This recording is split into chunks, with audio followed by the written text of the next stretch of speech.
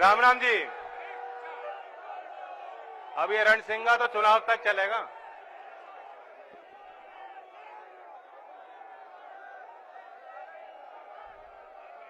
परिवर्तन संदेश रैली में उपस्थित सभी नौजवान भाइयों को और अपने मेरे बुजुर्ग, हमारे मंचासीन सभी पार्टी के वरिष्ठ नेतागण, सभी का मैं नमन करता हूं, आपको बधाई देता हूं।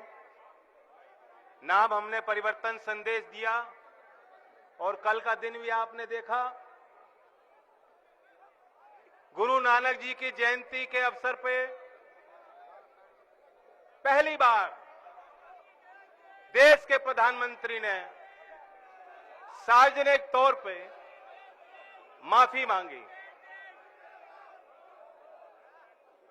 लोग सोचते थे कि इनके यहां कोई रिवर्स का गियर ही नहीं है, मोदी जी कभी पीछे मुड़ के ही नहीं देखते, तो हट कैसे जाएंगे।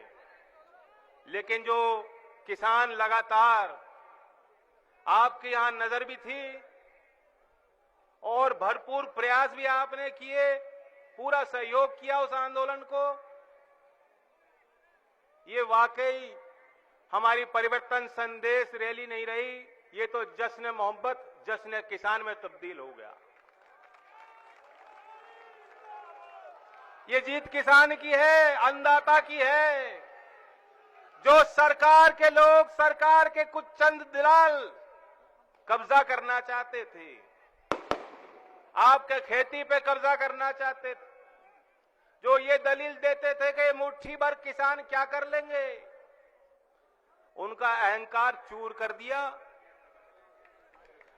अब मैं कहता हूं मोदी जी, मैं भी इस बात को कहता था कि पीछे हट जाओ, हम तो पैदाइशी जिद्दी हैं।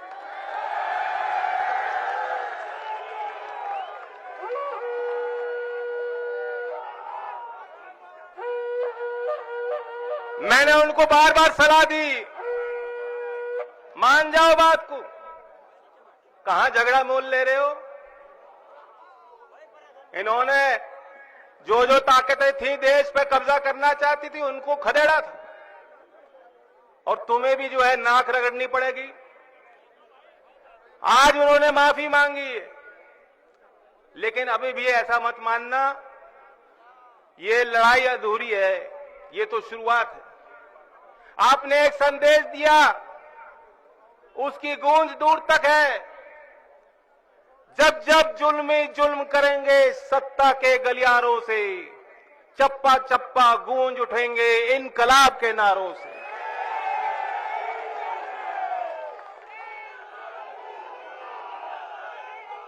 ये तो शुरुआत है।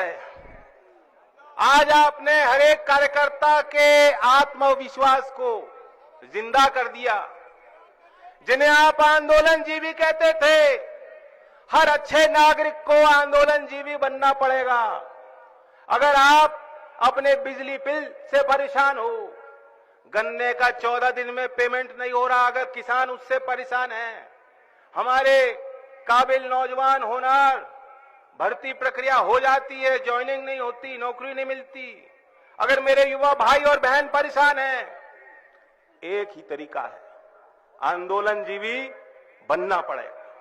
और आंदोलन जीवी जब हर नागरिक बन जाएगा, कोई भी सरकार कितनी बड़ी बहुमत हो, कितने शक्तिशाली लोग हो, सूट बूट की सरकार हो, ताकतवर हो, आपके आगे हमेशा नतमस्तक होगी, झुकेगी।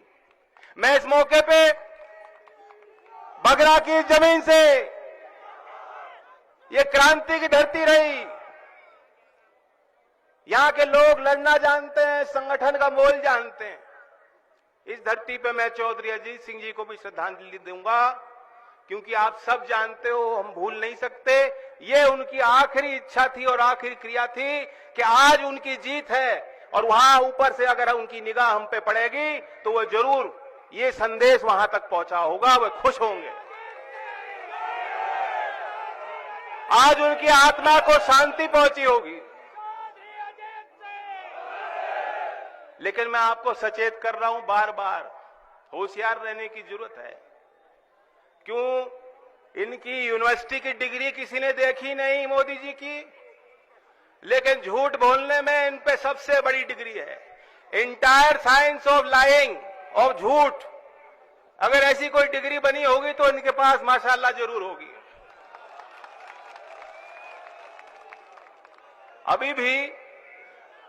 अभी भी आपने ध्यान दिया होगा, गौर किया होगा, उन्होंने कहा कि मेरा इरादा अच्छा था लेकिन मैं कुछ किसानों को समझा नहीं पाया।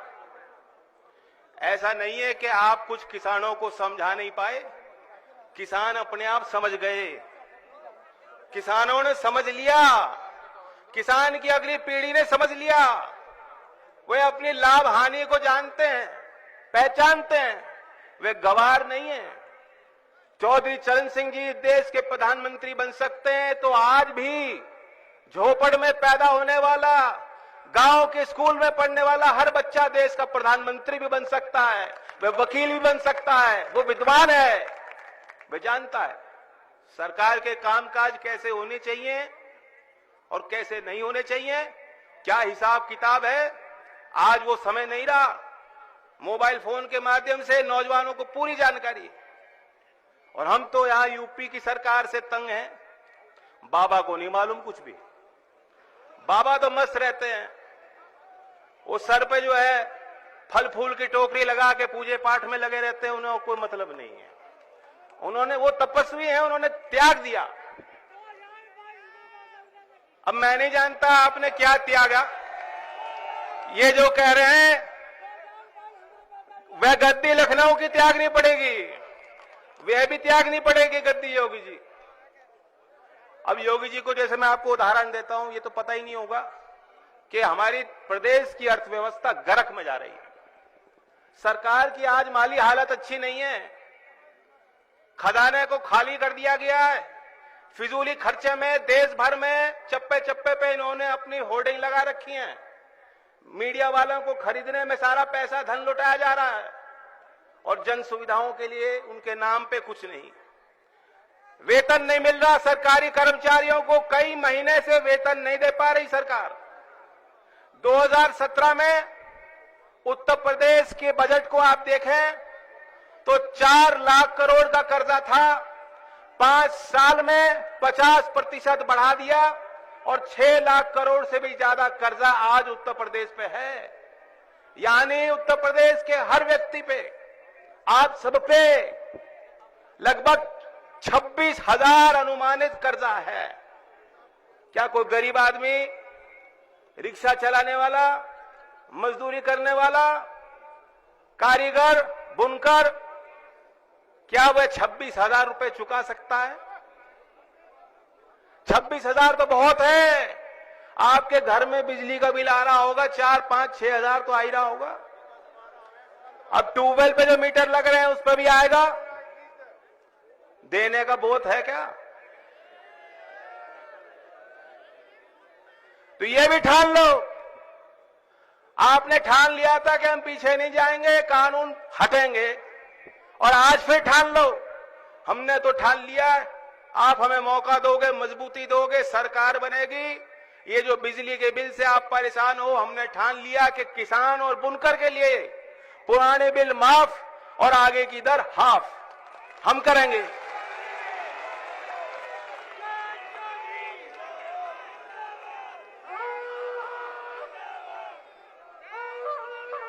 और गन्ने की बात, बहुत काम है खेतों में छोल चल रहा है, बहुत काम है, किसानों के शादियां हो रही हैं। इसके बावजूद आप सब यहां आए, ये मेरे लिए बहुत बड़ा आशीर्वाद। लेकिन गन्ने की वो फसल जिसमें वाकई कोई मिठास अगर पहुंची किसान तक, उसका श्रेय चौधरी अजीत सिंह जी उसके उस विजन को जाता है कि उन्होंने यहां उद्योग स्थापित किए, आपको उस उद्योग से जोड़ा, आपको एक मजबूत विकल्प दिया। लेकिन आज गन्ने की खेती कर रहे किसान जानते हैं, बाबा आके कुछ ही कह लें, आपको भी पता है हजारों करोड़ का बकाया रहा। एक भी सत्र में 5 साल में एक भी ऐसा मौका नहीं हुआ कि किसी किसान को 14 दिन में भुगतान मिल गया हो। नहीं मिला 14 दिन में भुगतान। ब्याज को तो भूल ही गए लोग। और मैं आपको सचेत करना चाहता हूं, अगर हम और आप चूक गए किसी कारणवश हम कमजोर हो गए, बट गए, हिंदू मुस्लिम के झगड़े में हो या जातिगत आधार पर हो, हमारी ताकत इसलिए बनी हम एकजुट होकर लड़े, तब जीत पाए, तब माफी मांगी प्रधानमंत्री ने किसानों से। लेकिन अगर आप चूक जाओगे, ये एक और परिवर्तन करना चाहते हैं। आज जो कानून में प्रावधान है आपके हित का कि 14 दिन में भुगतान होगा, यदि नहीं हुआ तो ब्याज का अधिकार किसानों का है। ये कोई मनगढ़ंत बात नहीं, कोई सरकार का निर्णय नहीं, कानून का हिस्सा है। अगर इनकी सरकार यूपी में दोबारा बन गई, अगर मोदी जी को लगा कि किसान आंदोलन कमजोर पड़ गया, फीका पड़ गया, मैंने दोबारा ढोंग करके किसानों को अपने ओर जीत लिया, तो सबसे पहला काम ये यही करेंगे कि इस कानून को रद्द करने जाएंगे।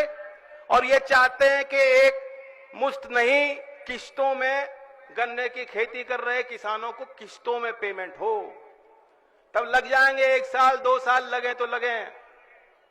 मैं जानता हूं कि अभी भी 1-1.5 साल का इंतजार आपको करना पड़ता है, लेकिन कानून तो है, आप कोर्ट में तो जाके लड़ सकते हो।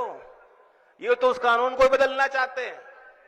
और ये भी मैं कोई बनावटी बात नहीं कर रहा हूं, ये कहीं किसी अखबार ने नहीं छापा है, लेकिन नीति आयोग ने यह सिफारिश केंद्र सरकार को सौंप दी है। मोदी जी इंतजार कर रहे हैं उस पल का। और आपने भी देखा होगा, जब रात में मोदी जी आते हैं कि 8 बजे देश के आगे वो भाषण देंगे, तब कुछ गलती करते हैं, और सुबह बोला तो ठीक बोले, लेकिन ये काम रात को ही करेंगे। अगर हम कमजोर हो गए तो निश्चित तौर पे रात में 8 बजे मोदी जी आएंगे और कहेंगे 14 दिन की बात खत्म। पूंजीपति की कमर टूट रही है। योगी जी ने कहा हम गन्ने का भाव बढ़ाएंगे तो इनकी कमर टूट जाएगी। ये बेचारे पूंजीपति कहां से बैंकों से लोन लेते हैं, फिर कभी भागना पड़ जाता है, बहुत बेचारे हैं। और दाम दिया तो क्या दिया, इनसे अच्छा तो खट्टर है हरियाणा में, इससे ज्यादा भाव तो पंजाब की सरकार दे रही है। देश में सबसे ज्यादा पैदावार आप करते हो, इतनी बढ़िया आपकी गन्ने की फसल है, और यहां रेट आपको सबसे कम दिया जाएगा। हमने तो मान लिया है ये, अगर आप हमें मजबूती देंगे और हम आपको मजबूती देंगे, ये हमारा काम रहेगा। ये आखिरी सत्र है गन्ने का, जब आपकी मुश्किलें हैं, और जब हमारी सरकार बनेगी तो इन मुश्किलों को सामना आपको नहीं करना पड़ेगा। गन्ने का लागत पे 1.5 गुना मूल, 1.5 गुना मूल जो मांग स्वामीनाथन आयोग की सिफारिश लागू होने की C2+ फॉर्मूला के तहत देश के हर कोने के किसान कर रहे हैं, तो वो चीज गन्ने पे भी तो लागू होनी चाहिए। पहले छपते थे आंकड़े कि लागत का अनुमान क्या है, उसमें भी खेल है, उसमें भी झोल है। सरकारी हिसाब से लागत कम दिखाई जाती है कि भाव कम दिया जा, लेकिन जब आपकी सरकार बनेगी ऐसा नहीं होगा, क्योंकि किसान का हिसाब किताब क्या होता है, किसान के पसीने का मोल क्या होता है, उसकी खून की पहचान, ये हम लोग जानते हैं, ये हम लोग जान सकते हैं। वो बाबा के समझ में वो चीज नहीं आ सकती। बाबा तो एक ही फॉर्मूला उनको आता है, बाबा को एक ही फॉर्मूला आता है, वही उसी पे लगे। कैराना है, वो कैराना पलायन, उसके आगे ना उसके कुछ पीछे, और कुछ नहीं उनके पास। कैराना में एक उपचुनाव हुआ था, उस समय भी उन्होंने शगुफा एक कोशिश की थी कि जिन्ना की बात करो, जिन्ना की बात करो, फिर वही कर रहे जिन्ना की बात करो ना, हमें कुछ मतलब ना आपको कुछ मतलब। उस समय हमने नारा दिया जिन्ना नहीं गन्ना जीतेगा, और गन्ना जीता, गन्ने के किसान जीते। इन्हें करने दो जिन्ना विन्ना की बात, हम तो किसान की करेंगे, हम नौजवान की करेंगे, हम मुद्दों पे बात करेंगे। मैंने एक विजन तैयार किया है, बगरे के नौजवानों के लिए मैंने सपना देखा है, पश्चिम उत्तर प्रदेश के नौजवानों को मैं देना चाहता हूं, और हमने ठान लिया है हमारी सरकार बनेगी, हमने प्लान है हमारे पास ऐसी मनगढ़ंत बात नहीं है। 1 करोड़ नौजवानों को 5 साल के अंदर हम नौकरी देंगे। मेरे साथ बोलो, 1 करोड़ नौकरी चाहिए कि नहीं चाहिए? 1 करोड़।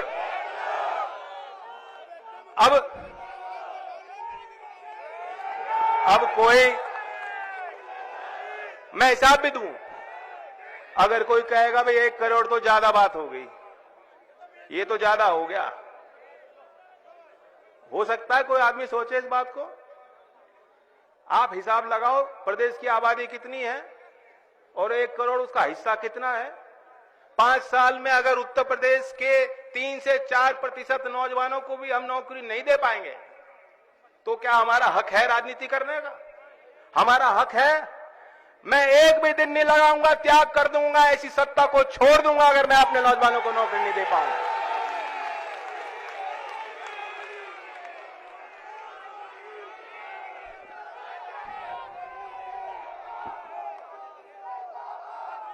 ये जो आंदोलन हुआ,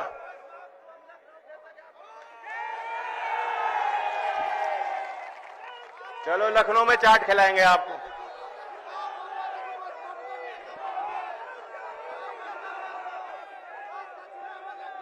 नहीं, भूस बनने का काम मेरा नहीं, वो तो आप कर सकते हो। इस आंदोलन में अभी भी बात बाकी है। हमारी कुछ बात तो मानी गई, कानून वापस हो गए, लेकिन जिस तरह मोदी जी ने कहा ना कि मैं कुछ किसानों को समझा नहीं पाया, ये खतरे हैं। बिहार के कृषि मंत्री हैं मनिंदर, भाजपा के नेता हैं, भाजपा के कोटा से मंत्री हैं, उन्हें कुछ तो अंदर की बात पता होगी। उन्होंने अभी बयान दिया, कहा है कि नहीं कानून तो लागू फिर होंगे, मोदी जी ये कानून फिर लाएंगे। ये मैं नहीं कह रहा, बीजेपी के नेता खुद कह रहे हैं। और अब क्या जवाब देंगे वे लोग जो गांव में घुस नहीं पा रहे थे? गांव में प्रवेश वर्जित है, भाजपा का नेता कोई आए ना, इस तरह के बोर्ड लगा दिए थे, लगाए थे कि नहीं लगाए थे? इतना गुस्सा था लोगों के अंदर, और फिर भी वो किसी तरीके से आके समझाने की बात करते थे तो यही तो कहते थे कि ये बड़े किसानों का नुकसान है और जो छोटे किसान है मोदी जी उनको लाभ देंगे। ये कानून से उनका कोई नुकसान नहीं है, बहुत लाभ होना है किसानों का। परसों शाम तक यही कहते होंगे वो लोग, फिर कहते होंगे ये तो किसान नहीं है, ये तो एक लॉबी है, ये तो एक जाति के लोग, ये तो जाट लोग हैं, कुछ वही बैठे हैं, इनकी तो फितरत है, ये तो लड़ते रहते हैं। इस तरह की बातें बीजेपी के लोग, आरएसएस के लोग, कार्यकर्ता जाके जहां उन्हें घुसने का बैठने का मौका मिल जाता था वहां बैठ के यही बात करते थे। परसों रात तक यही करते थे, लेकिन कल सुबह के बाद उनको समझ नहीं आ रहा, ना यहां जाए ना वहां जाए, कहां जाए। जैसे आज का मौसम है ना, जैकेट पहनो तो दिक्कत और ना पहनो तो दिक्कत।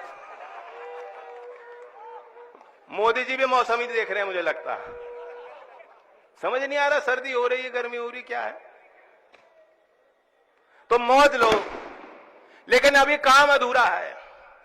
हमारे लोग हल्ला बहुत करते हैं, बहुत जल्दी खुश हो जाते हैं, बहुत जल्दी गले लगा लेते हैं, बहुत जल्दी आवेश में आ जाते हैं, बहुत जल्दी माफ भी कर देते हैं। जल्दबाजी नहीं करनी है। जैसे अर्जुन जी का जब तीर जहां जाना था तो निशाने पे कैसे पहुंचेगा, जब तक निशाने पे नहीं जाएगा हमारी आंख वहां से हटनी नहीं चाहिए। हमारे पार्टी ने कार्यक्रम दिया है कार्यकर्ताओं को, बहुजन उदय अभियान। कोई भी वंचित समाज का व्यक्ति, कमजोर वर्ग जिसकी गिनती कहीं नहीं हो रही, कुछ हमारी भी गलतियां नहीं होंगी, हमने भी भागीदारी नहीं दी होगी, लेकिन चौधरी चरण सिंह जी को याद करो। आप देखोगे, गौर करोगे, राजनीतिक मंच पे अगर आपके समाज में कहीं कोई भागीदारी है, उठा उठा के नेता बनाया चौधरी चरण सिंह जी ने बनाया, आप लोगों ने बनवाया। और आज हमने जो कार्यक्रम दिया वो ये है कि हर रविवार को हमारे कार्यकर्ता, हमारे पार्टी के जिम्मेदार लोग और आप भी लोग सहयोग करें, वहां उन समाज में जाएं और उन्हें लोकदल की नीतियों से जोड़ें, उन्हें सम्मान दें, उन्हें लोकदल का पट्टा पहनाएं, चौधरी साहब के बारे में बताएं। हम अपने लोक संकल्प 2022 में उनके लिए क्या करना चाहते हैं वो बताएं, संगठन में जिम्मेदारी दें और जब सत्ता आएगी उनको भागीदारी हम देंगे। इस अभियान में क्या आप लोग शरीक हो गए, शामिल हो गए? शामिल हो गए ना? रविवार एक दिन है सप्ताह में, एक दिन। क्योंकि आपने भी देखा 5 साल हम लोग लड़ते रहे, लोकदल का वर्कर रुकता नहीं है। कई बार बैरियर लगाए, मैं भी कूद के निकल गया, पुलिस वालों ने रोकने की कोशिश की, रुका नहीं। रुकना नहीं है। हाथरस में लाठी खाई, रुके नहीं। लखीमपुर में रोकने की कोशिश की, लोकदल के कार्यकर्ता रुके नहीं और लखनऊ के रास्ते चल पड़े हैं। रुकने का काम नहीं है हमारा।